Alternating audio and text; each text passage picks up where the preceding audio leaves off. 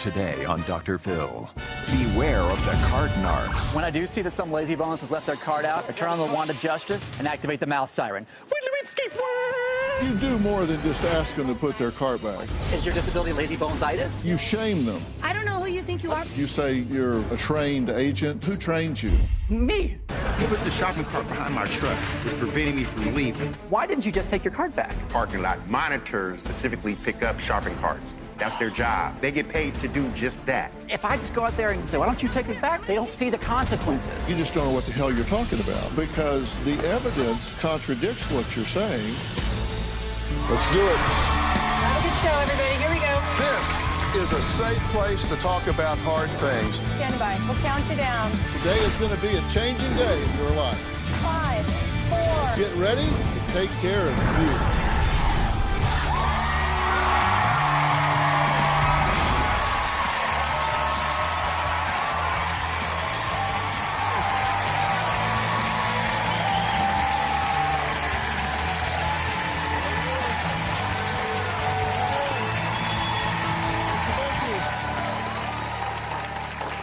Do you ever get the feeling that you're being watched? I do. With over 320 million working camera phones in this country, the chances of you being recorded in public have never been higher. So if you are out and about, you better be looking over your shoulder. Why? Because you could end up like one of my guests today. An encounter with a mysterious man in a parking lot soon escalated into an argument that was filmed and posted on the internet with thousands of views. So what was the disagreement about? Well, you'll be surprised. We're talking about, a shopping cart. This is not an isolated incident. This mysterious man that calls himself Agent Sebastian travels the country as leader of the cart narcs and says he has narked hundreds of members of the public who do not return their shopping cart to the cart receptacle. I'm serious. Sebastian has a growing number of fans and critics, some of whom are here today. Now, he says as long as there are lazy bones in the parking lots, he has a mission, and his work is just not done.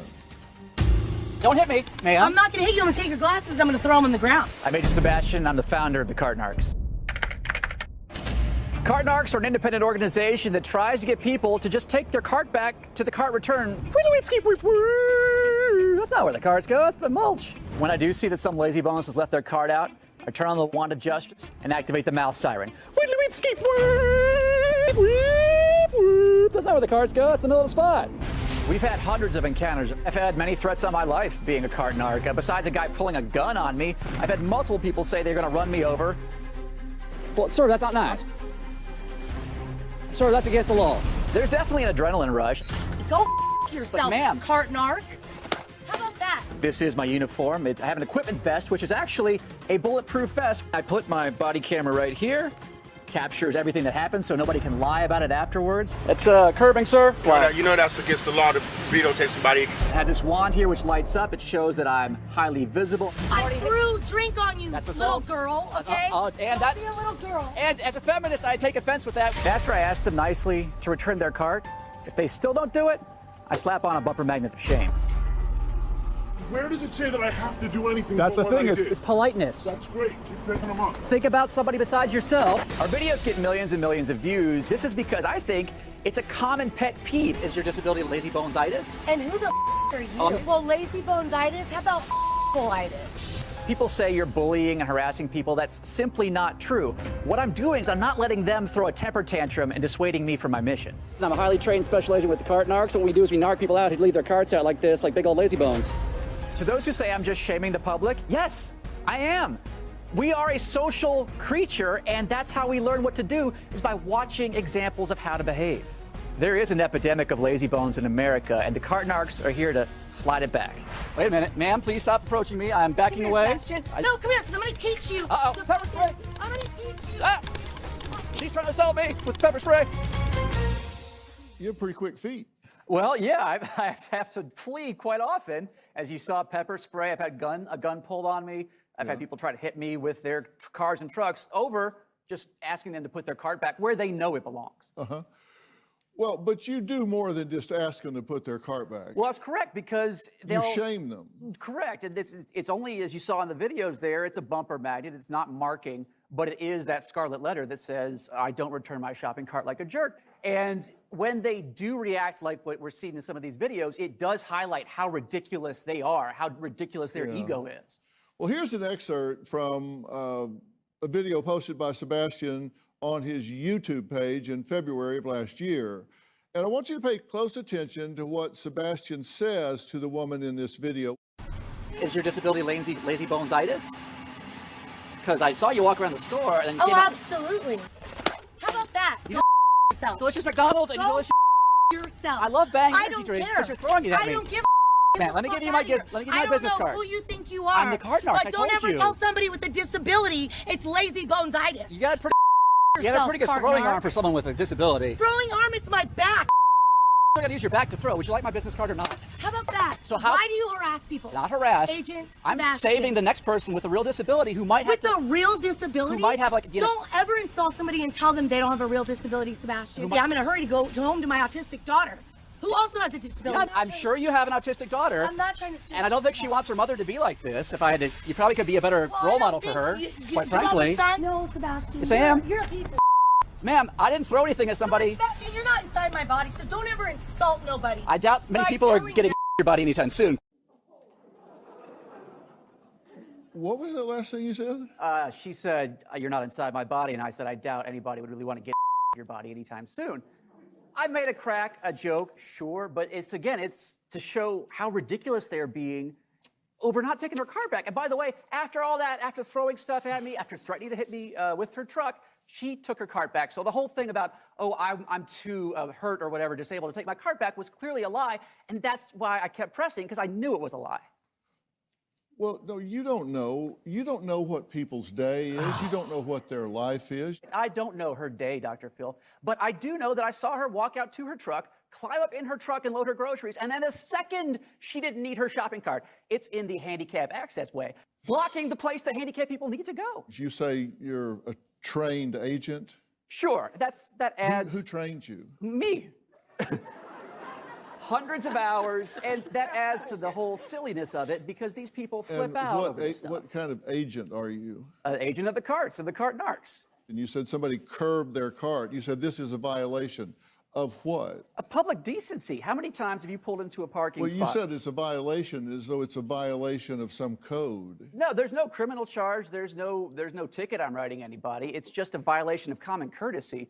The same as littering or not picking up after your dog. So what you meant is this is rude. Correct, yes, sir. But you were just acting like a cop. No, sir. Or an agent. An agent, yeah. I never identify myself as law enforcement because obviously that would be illegal. Well, here's a statement from Desiree, the woman we just saw. This man and his coworkers, are there more of you? You don't have any coworkers. No, but that's the impression people get. There aren't any other agents? Not yet. Okay. So she says, this man and his coworkers, of which there are none, need to stop harassing people. You never know what someone else is going through. Like many others in this world, my daughter has autism. She also has epilepsy. She's an amazing little girl, and I'm blessed to be her mother. Please stop these hateful ways. Thank you, and God bless, Desiree. With all due respect to her daughter, what does that have to do with taking her cart back? Well, here's what it might have to do with it. It might have to do with the fact that she might have really been at the absolute edge of her coping energies. She may have been really in a hurry to get home. I don't know that. I didn't meet her. I don't know. I'm just saying that I just read her words. Sure, and I hear what you're saying. If she was in such a hurry to get home, why'd she spend 6-7 minutes chasing me around that parking lot, throwing stuff at me? Again, it wasn't in the clip, but she threatened to run me over with her truck. We hear all these excuses. I've heard everything from... we? I should say me. I heard my boyfriend just broke up with me. What does any of that have to do with picking up after yourself? Well, I think it has to do with the fact that you antagonize and provoke people to the point that they kind of lose it. And I didn't start out with the intention of provoking people. This was just why do people leave their carts out?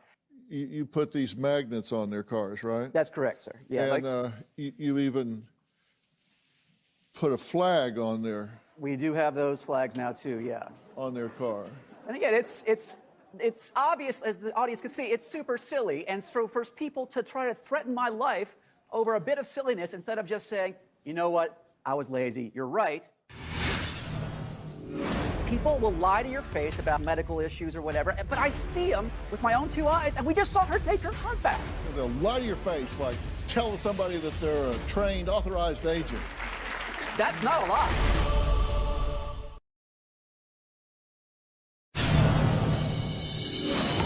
People are getting more selfish. They're trapped in their own little fog, their own little bubble where only they matter. And now we have these mobility scooters everywhere, which are great, but from what I've seen, most people don't actually need them. They're just fat. Agent Sebastian runs a YouTube page called Narcs. And there are hundreds of videos on there. Some of them are explosive videos of him chastising shoppers in parking lots who don't return their shopping carts. You say you're not doing this to antagonize. Which videos get the most views? Well, they are the ones where people flip out the most. And because I think people agree with the pet peeve that we're highlighting here, and they also see these people acting like babies. These people are throwing adult temper tantrums. How do the stores feel about you out doing this? We get a lot of positive messages from people who work at the stores. You keep saying we. You're right. Yeah. You stop that. And you understand we've just been through a global pandemic, right? And people have been in quarantine for over a year, and you roll your eyes at this. You're trained as an engineer, right? Yes, sir, chemical and biomedical. Okay, yeah. And you understand that right now we have the highest incidence of depression, anxiety, and stress levels that we've ever seen right now. I believe that. So people are on edge, and probably the best way to deal with that and nurture those people is not to throw a camera in their face and antagonize them. See, this is the problem, and this is what we hear. We always hear 1,000 different reasons other than, I just didn't want to pick up after myself. You could do that. You could do it that way, but then you wouldn't get the clickbait that you have on your channel if they weren't chasing you down with pepper spray. Right, and again, I didn't start out doing this knowing what these reactions would be. People bring that up too, like, oh, you're just doing it for the views or whatever. Started with 0 views and 0 subscribers, but it's the message is something that people resonate with. None of that has anything to do with putting a cart away. That just has to do with publicly shaming someone that's less advantaged than perhaps yourself. There was one woman that said she had one knee, and you said, I don't believe that because I saw you go in the store. Sure, I mean, can you look at someone and tell where they've had I can look and see what they did the 5 minutes before I talked to them. Well, here's that clip. You know, rich or poor, we don't keep score. All we want is therefore to be lazy bones no more. And that's not doing it. Well, yeah, it's rolling away, huh? Oh, the curbing right in front of the cart narcs too. That's too bad. There's a cart return right over there if you want it. There's a cart return right over. No, that's your cart, not mine. Now, who are you? I'm Agent Sebastian with the cart narcs, like it says on my chest in bold, powerful letters. Oh, what'd you buy? Okay, so then do you think you get to make it harder for the next person to park? Here come the, okay, let's bring them on. I'm a nice guy. I'm helping out the community, actually. I have one knee. I want your card. Okay, I got one for you. But, yeah, so did you have one knee when you walked into the store, too, or did you lose it on the way in? Wow. So, Dr. Phil, we just saw her kick her cart up on the curb. We just saw her yell at me and then try to deflect with, I spent $300, like that has anything to do with anything. And then what happened magically when I called her out? She walked the cart back all the way. People will lie to your face about, and they'll try to throw up these things like medical issues or whatever, but I see them with my own 2 eyes, and we just saw her take her cart back. You know, they'll lie to your face, like tell somebody that they're a trained, authorized agent and that they're in violation. That's not a lie. What is it like coming face to face with Sebastian in a parking lot and having the whole ordeal shared on the internet for the world to see? Well, my next guest knows exactly what it feels like, and he ain't happy about it. We'll talk about that next.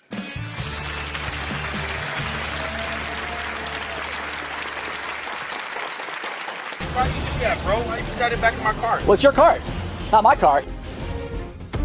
Where are you going? Sir, we have a maneuver called a pit maneuver. Cart's right here, sir. I'm standing with the cart. What he did was he put the shopping cart behind my truck, which prevented me from leaving. I felt that this guy was trying to entrap me. I want to confront Sebastian to let him know it's not good to antagonize people you don't even know. He's going to meet the wrong person, and this can get real ugly real quick. Toxic personalities in the real world. The narcissist needs to be the center of attention. And if that doesn't happen, they get very upset. How to handle the narcissist. They behave as though the rules don't apply to them. They use that arrogance. They use that entitlement to wreck people's lives. Fill in the blanks. Set up your fence lines. Not everybody you lose is a loss. Available on Apple Podcast and Spotify.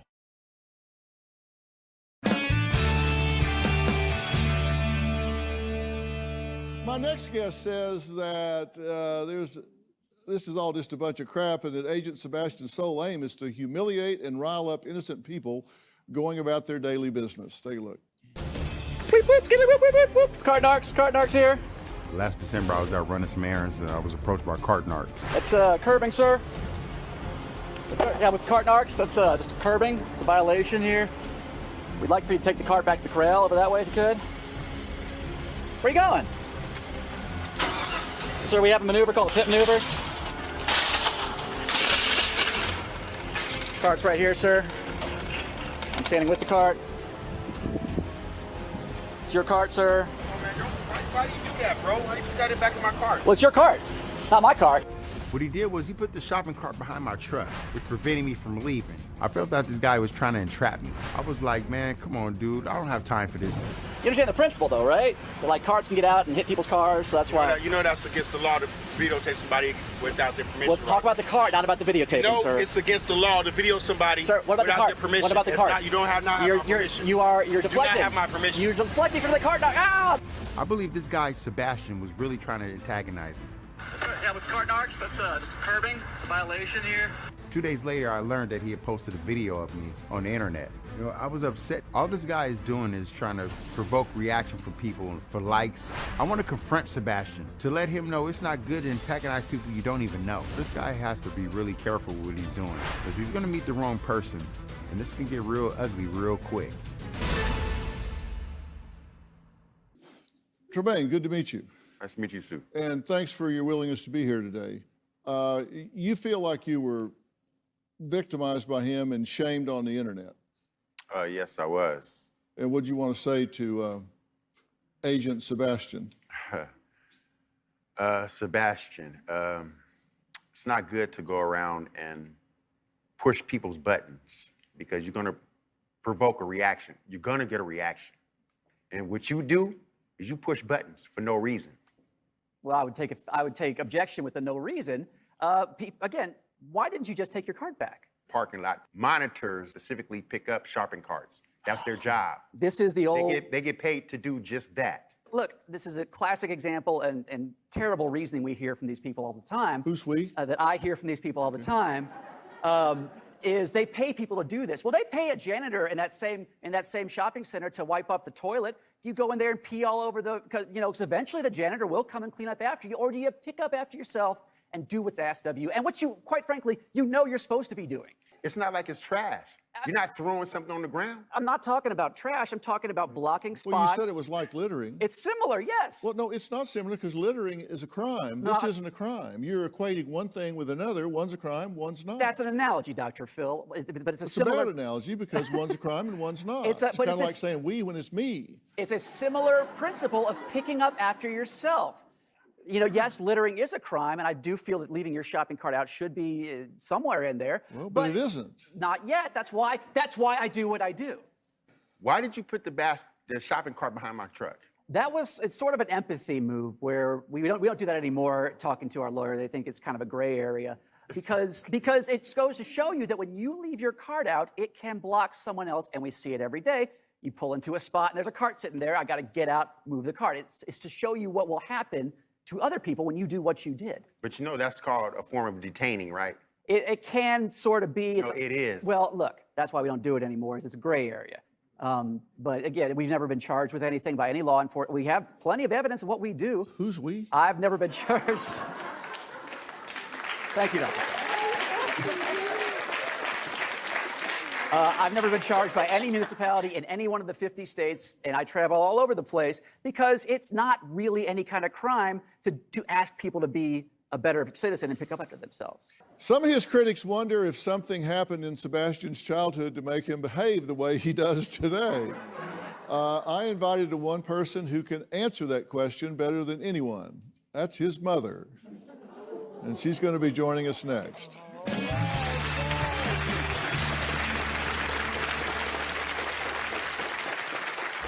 So I'm very proud of Sebastian for coming up with this creative idea. And who the are you? I'm the Narcs. Okay, well, you can narc, go yourself. That's assault. You know what they say in show business, at least they're talking about him.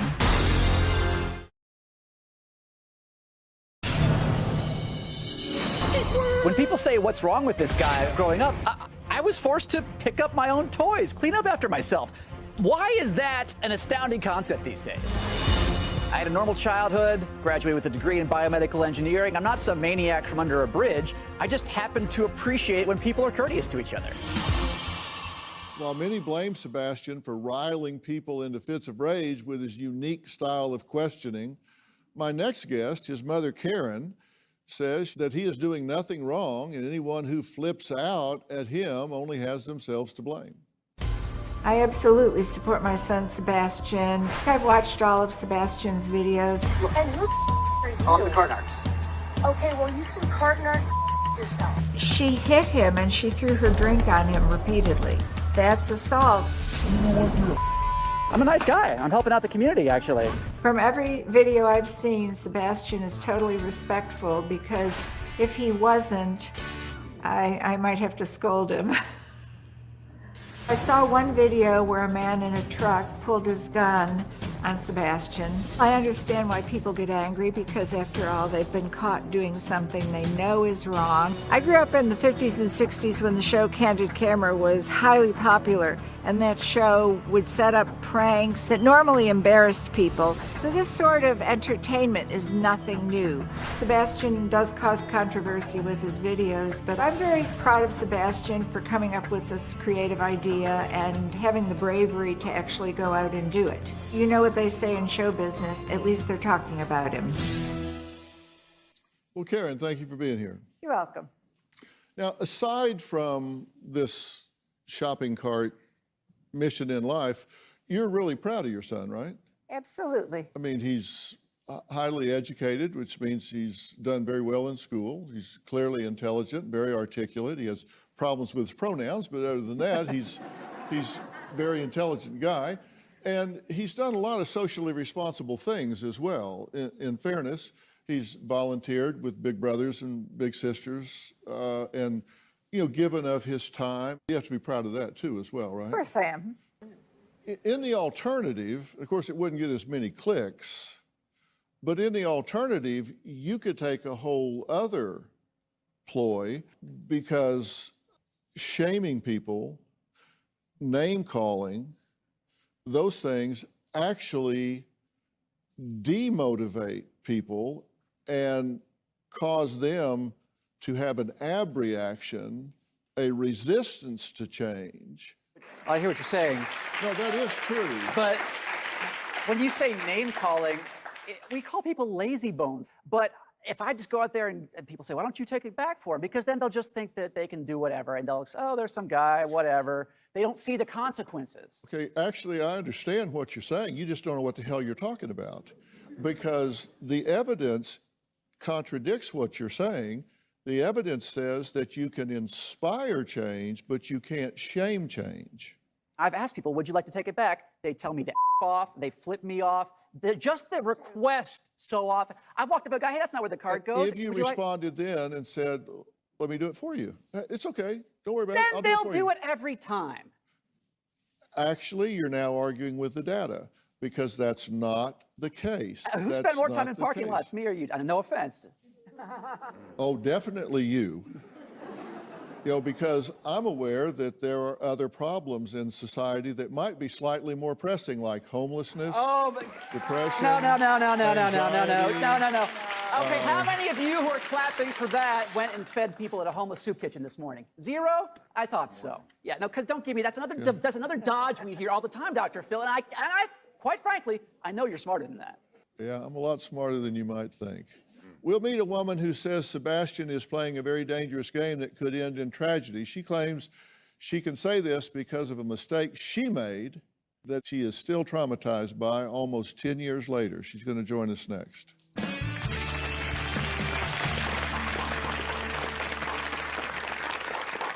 The hospital staff is reeling from the shock death of one of the nurses. Oh, hello there. Could I please speak to Kate, please, my granddaughter? The Australian DJs responsible for the prank call, they were still bragging about it this week. The prank call absolutely ruined my life. Sebastian, I'm not sure if you're trying to be famous or infamous. If you're going to prank someone, the joke should be on you.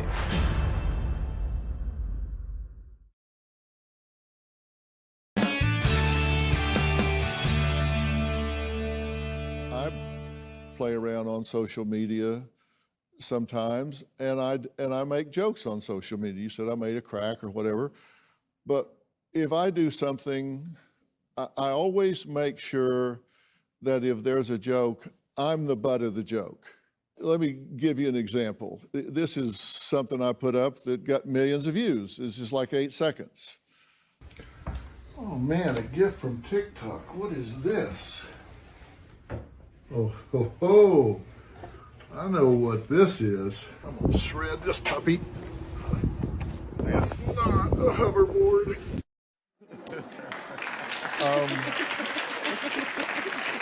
This little 8-second joke about it wasn't a hoverboard, and so it got 5 million views. I appreciate what you're saying, Dr. Phil, but first off, I didn't know that was a rule, and that was very funny, by the way.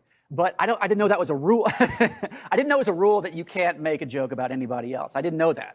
That's news to me. Well, if it's humiliating someone, then you didn't enjoy that. My next guest people don't enjoy being called out. Absolutely. Sorry to interrupt. My next guest is a radio host who used to love engaging the public and pulling the occasional prank on them. That was until one prank went wrong, and she says she's still reeling from it. Take a look. We turn to London, where it seems a joke phone call this week to the hospital where the Duchess of Cambridge was convalescing has now gone tragically wrong. The hospital staff is reeling from the shock death of one of the nurses. She had the bad fortune of picking up the phone and believing it was the Queen. Oh, hello there. Could I please speak to Kate, please, my granddaughter? Oh, yes, just hold on now. That's all Jacinta Saldana did. She answered the phone. The Australian DJs responsible for the prank call, they were still bragging about it this week. Can you believe what has happened today? You know what? They were the worst accents ever. Until they learned of Jacinta's death.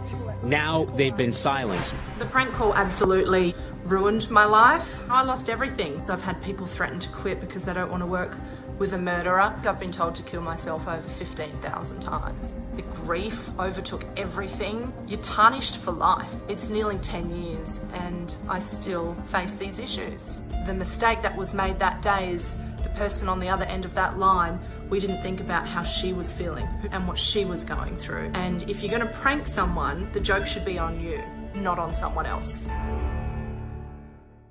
Well, joining us now virtually from the Gold Coast, Australia, please welcome Mel. I don't think you guys ever intended to get past the receptionist that answers the phone at the switchboard. You never intended to get past that, right? This was just going to be a 10, 15-second bit and move on, correct? It was going to be, how quickly can we be hung up on for our ridiculous accents? Sebastian, you don't know what these people are going through. What you're doing to these poor people is shaming them and humiliating them. And who cares about a cart that much that you're going to put someone's life on the risk with their mental health. It's ridiculous. Next, joining us is a man who says Sebastian isn't interested in social justice at all, but is hooked on humiliating people and translating that into cold, hard cash. We'll hear what he has to say when we come back.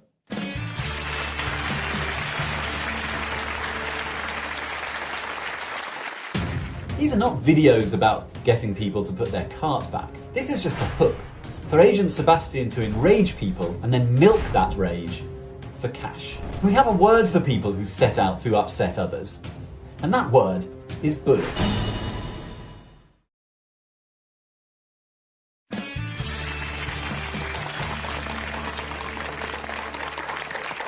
Sebastian travels the nation in a bulletproof vest, berating so-called lazy bones for not doing what he says is a common courtesy. His videos have gotten a lot of people talking, including my next guest, an academic in Israel who says common courtesy is the last thing Sebastian is interested in, and what he's doing is a smokescreen for antagonism and humiliation. I'm Dr. Nicholas John, a professor of social media at the Hebrew University of Jerusalem. I've been studying Narcs videos, and they are not what they appear to be at first sight. These are not videos about getting people to put their cart back. This is just a hook for Agent Sebastian to enrage people and then milk that rage for cash. Get the away from me! Why are you being so angry? Now! The victims don't get upset because Agent Sebastian asks them to put their cart back. They get upset because he harasses them and abuses them. In one striking example, Agent Sebastian accuses a woman with a disabled placard of having lazy bonesitis. And I do have a handicap, actually. So just letting you know, but I get what you're saying. Lazy bonesitis? And when his victims try to leave, Agent Sebastian trolls them further by placing magnets on their car or calling them names, or sometimes physically blocking their car. Sebastian is not interested in social justice. The mission he has taken on is to upset people. And we have a word for people who set out to upset others, and that word is bully. Well, joining us virtually from Israel is Professor of Social Media at the Hebrew University of Jerusalem, Dr. Nicholas John. You think this is an exploitive cash play, essentially? Yes, I do. These videos simply aren't about getting people to put their shopping carts back. Social media rewards content producers who put online videos of people freaking out, getting very angry. Sebastian himself knows this, and he rage milks. He purposefully angers them, and their anger is converted into social media clicks and views. Now, Tremaine told my team that he would press charges against Sebastian if he knew he had a strong case against him, but does he? Now, I invited a leading social media lawyer to weigh in on this topic, and joining me now virtually from Miami, Florida, is president of the social media law firm Ethan Wall. Ethan, where are the boundaries? Where are the lines here on the social media front? The first thing that you mentioned, Tremaine, is something called harassment. And this actually may be a viable legal claim for you. Harassment occurs where someone's intention is to publicly embarrass or humiliate you. And here, Sebastian is taking these videos for what he claims is for removing carts, and maybe that's true. But there's also the intention to embarrass and humiliate you by putting you on camera. And Sebastian is making money off of your videos and your appearance. He's making money not only through YouTube ads because of all the people that are watching your video, but he's also selling merchandise, t-shirts, and those stickers that Dr. Phil showed. So one of the claims that you may have under California law is a civil or criminal claim for harassment. But the second one I also want to mention to you, there is a claim called false imprisonment that may have civil and criminal penalties. We stopped rolling people's carts behind people's cars for just that reason, and our merch goes to animal rescue charities. I make no money off of that. Doesn't matter where it goes. You're still receiving a legal benefit. You're receiving millions of views, hundreds of thousands of followers, and all that does have value to you. whether you go to charity or not. So at the end of the day, you can continue doing your channel, but just know that people out there like Tremaine are being legally harmed, and there could be penalties for doing so. Next, can the stress of being publicly shamed online make you seriously ill? We're going to move on from this topic, and we're going to talk about stress in general. My next guest wrote a book about it. We'll be talking about that next.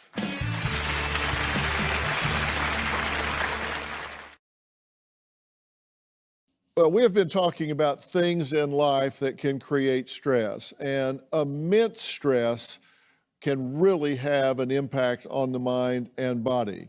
Now, my final guest today says stress is one of the many life factors that, if left unchecked, can lead to hearing 3 words nobody ever wants to hear. You have cancer. Now, he's just published an insightful book about simple changes that we can make to greatly lessen our chances of succumbing to the C word. Now, before we meet him, let's take a look at him in action. Joining us to talk more about this is Dr. John White. He's Chief Medical Officer at WebMD. Cancer is truly a global disease. Take control of your cancer risk. My friend, Dr. John White. I wrote this book because I wanted to empower people with information. There are things that you can do to reduce your risk. Is there a crisis in parenting? Dr. Phil, thanks for joining me. Thanks for being here, John. Well, Dr. John White is a good friend of mine. We've worked together on numerous occasions, and he is the author of Take Control of Your Cancer Risk. And stress has a big impact on cancer, and that's what you're writing about. Tell us about it. And you're absolutely right, Dr. Phil. There is a mind-body connection. We've known about it for thousands of years, but we haven't done much about it. What we've learned, though, over the last few years, that in many ways, cancer is a disease of inflammation, and daily constant stress causes inflammation. So we really have to take control of our stress if we want to take control of our cancer risk. You say daily stress can be cancerous, just straight up, that it encourages inflammation, that cancer is a disease of inflammation, and it makes you prone to more infections. And bottom line, you said that we need to learn to practice forgiveness and gratitude. Tell me why that's so important. The way that you reduce stress is you need to focus on you. Too often we focus on what other people do and how they impact our lives, and we can't control that. You can control what you can do. So it's about forgiveness. And you say sleep is also very important. Talk about that a little bit. You know, sleep is about quantity and quality. So we talk about typically 7 to 9 hours a night of sleep. But, you know, we all have these trackers that we're using. So it's also about getting quality sleep. Now, there are 2 things you talked about with regard to sleep, and that's the temperature at which we have the room we sleep in, and the other is wearing socks in bed. So talk about those 2 things, because I think people are going to find this interesting. And they are connected. So you want to keep your room where you sleep dark, quiet, that makes sense, but you also want to keep it cool, typically around 68 to 70 degrees. That's the temperature you want. And if you're having fights over it, what I tell people is try wearing some socks to bed. And that may sound crazy, but there's actually studies have shown that when you wear socks, it actually causes the blood vessels in your feet to dilate, to get bigger. And what that does is that makes heat come out of your body, and that lowers your core body temperature.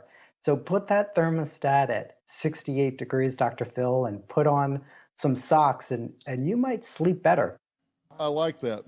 And Dr. White, I'm so glad you wrote this book. Thank you for talking about it. Thank you for writing the book. And thank you, Dr. Phil. So I want to thank all of my guests today. A special thanks to Dr. John White in Washington, D.C., whose new book, Take Control of Your Cancer Risk, is out now. It really is a remarkable read that will undoubtedly save lives. Dr. White has very kindly arranged for everyone in the studio audience to go home with a copy. And everyone in our virtual audience will receive an ebook. So our virtual audience is handled too. I invite everyone to tell a friend about this book because knowledge is power, and knowledge like this can be the difference between life and death. For more information about today's episode, or if you'd like to share your story, log on to drphil.com. You can also follow me on all of my social media platforms. And don't forget to subscribe to the new season of my podcast, Fill in the Blanks. I'm launching a new mental health series called Toxic Personalities in the Real World. The second episode of the series, I continue my conversation about narcissism. Also listen to Robin's podcast, I've Got a Secret. You can find out the secret to clean beauty and waterless skincare with Bite Beauty founder and serial entrepreneur Suzanne Langmuir. You can subscribe, download, and follow on Apple Podcasts, Spotify, or wherever you listen. We'll see you next time. Thanks for being here.